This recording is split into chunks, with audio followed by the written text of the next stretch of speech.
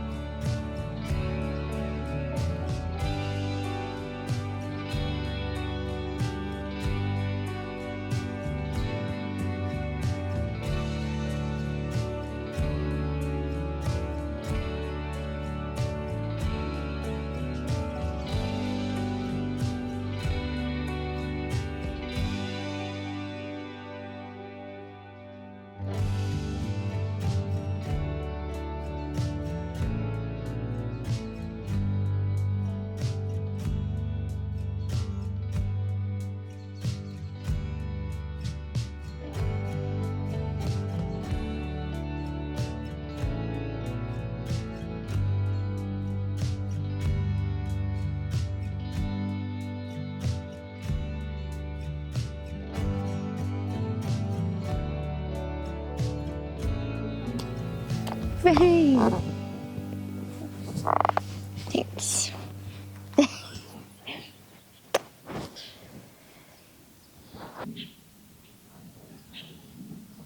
I really just had the urge to start a new project today. And I've been looking for a way to use up my cotton yarn that I have. And I think a summer top would be really nice to have. So I decided I'd start the Clematis top. Is that, I think that's what it's called, Clematis top. Shoot, what is it called? I'll Google it. And with this, I'm just gonna use all my scrap yarn that I have to sort of just make a multicolored version of her vest. The fact that I'm choosing to go back to a project that's gonna require more weaving in of ends is not the brightest on my part. Hey, Jarlsberg, come here. Help me keep an eye on Bergie. He's thinking about jumping the fence over there. Bergie, hey buddy. This is like one of those videos where you leave the camera with your toddler and see what they do. He doesn't know I'm watching him, obviously. Bergie, oh.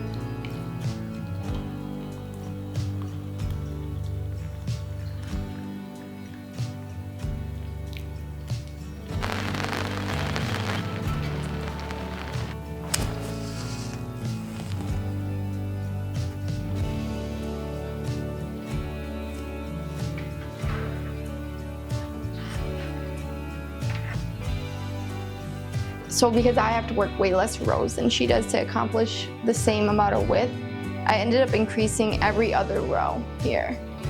Now it's time to switch over to the other side.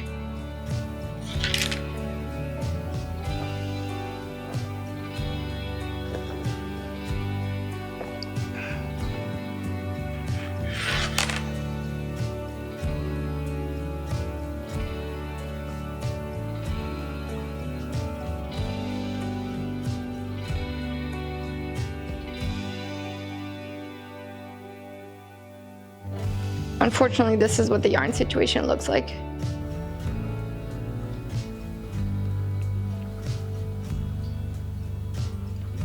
I have no idea how this happened.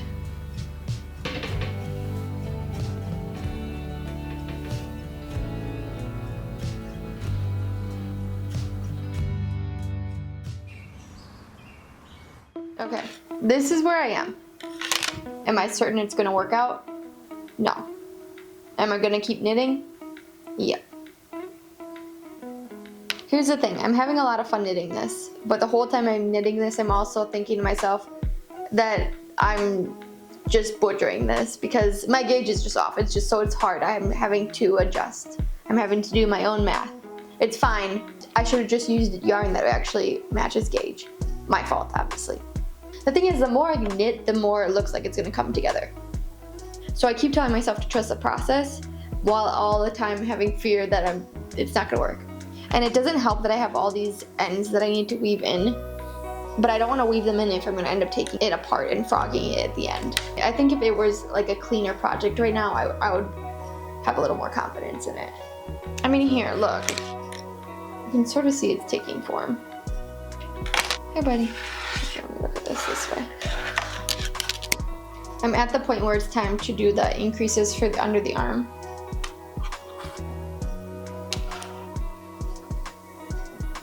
Oh, part of the reason my slip knits look ugly is because I'm changing colors so often.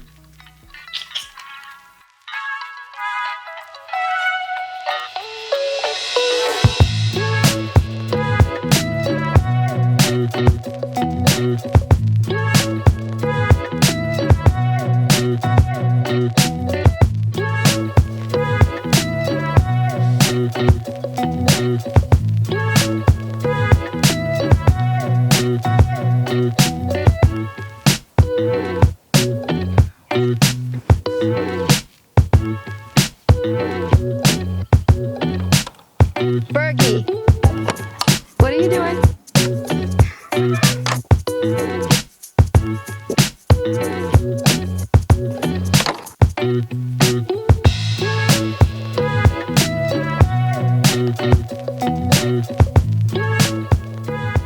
A girl on TikTok saved my life.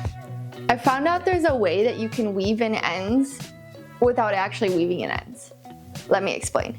So as you can see, I'm coming to the end on this strand of yarn, and I'm going to start to integrate this strand of yarn. So the girl on TikTok said, you know how when you're doing color work, you just trap the yarn by twisting it? You're doing the same thing, but twisting essentially the tail, but you start by integrating it before you get to the point of switching.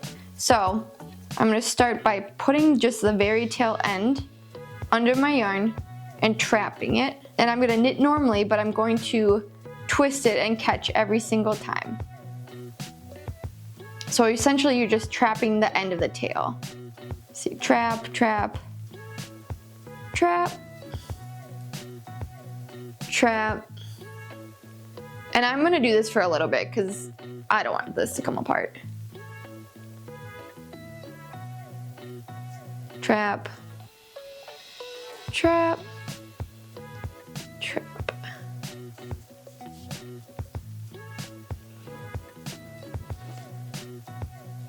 And then when it's time to switch colors, she said you can just switch right to it. So you can just go bada bing, bada boom, switch, and because your tail is trapped, it's good and it's locked in. And she says she's never had anything unravel. Now what I've been doing is, just to be like extra safe, I've just been tying this in a knot and then switching. So now I'm gonna go on trapping the teal.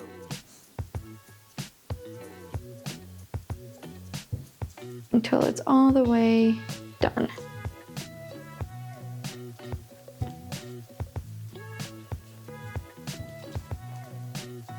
Bingo. Okay, cool. Yeah, if you can see, I have literally like, this is what I was working with before. Not great, and I already have weaved in so many, it's insane. It was taking me double the amount of time to weave it in that it was to just knit it up. Luckily, I found that video like at a perfect time. She's saving me many hours of work here. It's wonderful.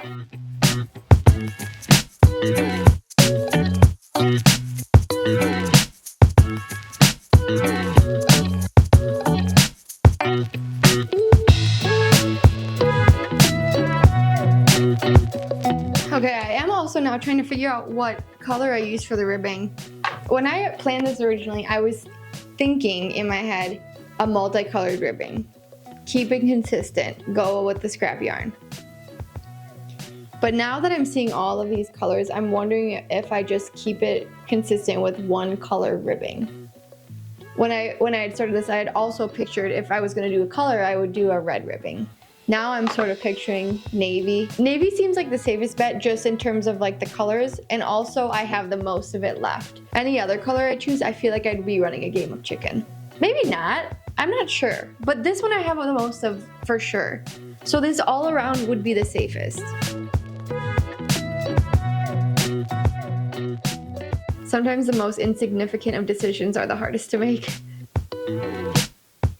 I don't know that navy will be my favorite choice, but it is the safest choice.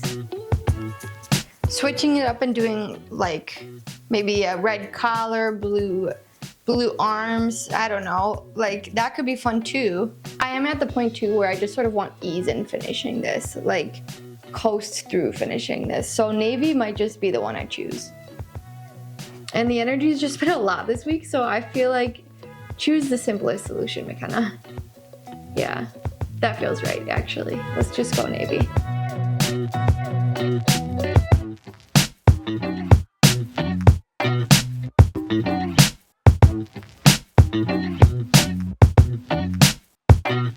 So we're out here going with the navy.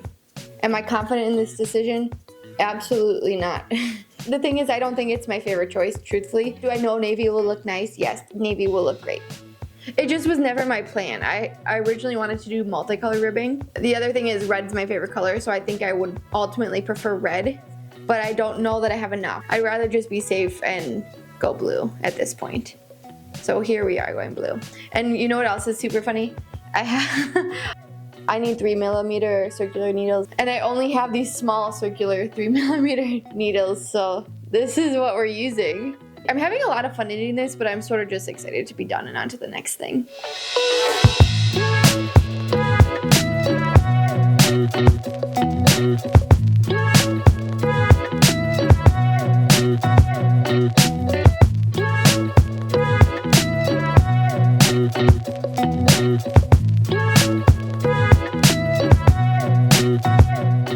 And I usually like to size down a little bit for my edges. So we're working with a 2.25.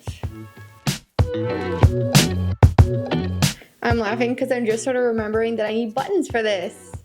And I do have some buttons, but I'll have to do some digging.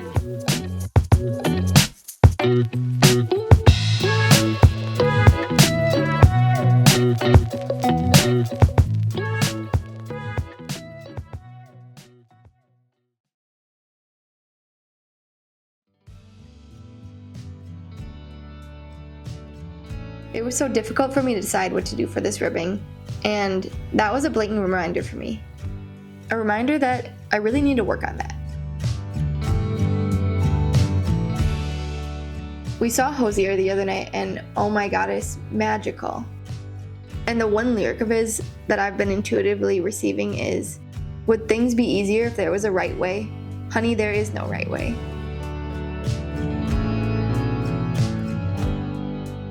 And I think that lyric alone is exactly what I needed to hear for all my life. I worry so much about making the right decisions, in things as small as ribbing, as if there were a right answer, as if it weren't my own answer to create. And so often I ask the universe for answers, and I will get signs, but often I feel like it's vague, and I get angry and frustrated with the universe. Like, why can't you just tell me what to do? Why can't someone just tell me the right thing to do and I'll do it?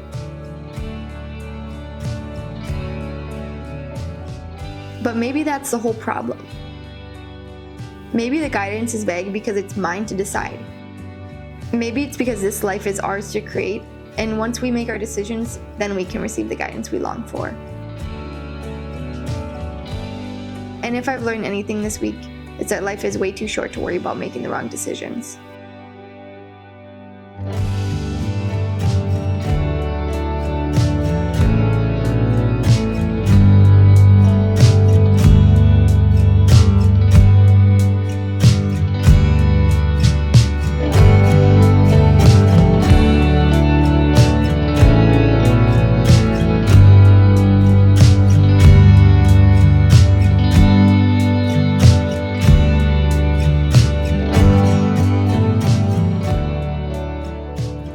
Okay, this is pre-blocking.